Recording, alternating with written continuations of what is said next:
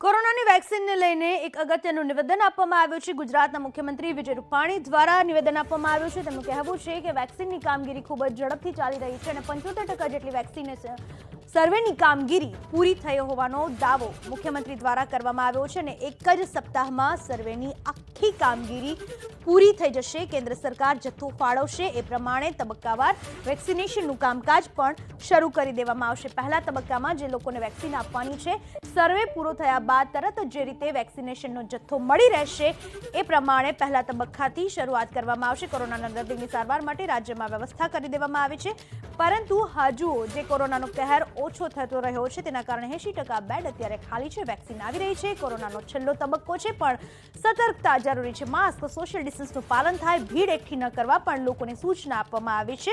ગુજરાતના મુખ્યમંત્રી વિજય રૂપાણીએ આ સૂચના આપી છે।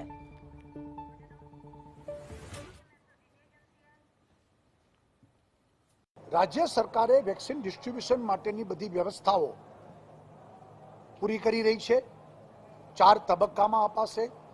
પહેલા હેલ્થના કર્મચારીઓ, ડોક્ટરો, નર્સોને અપાશે। બીજા તબક્કામાં કોરોના વોરિયર્સ કર્મચારીને અપાશે।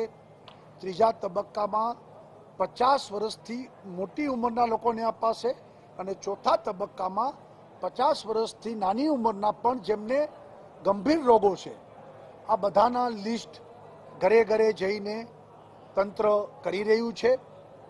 લગભગ 75% કામગીરી પતી ગઈ છે। અઠવાડિયામાં કામગીરી પતી જશે અને ભારત સરકાર વેક્સિન આપશે એટલે જેટલું ક્વોન્ટિટી મળશે એ મુજબ તબક્કા વાઇઝ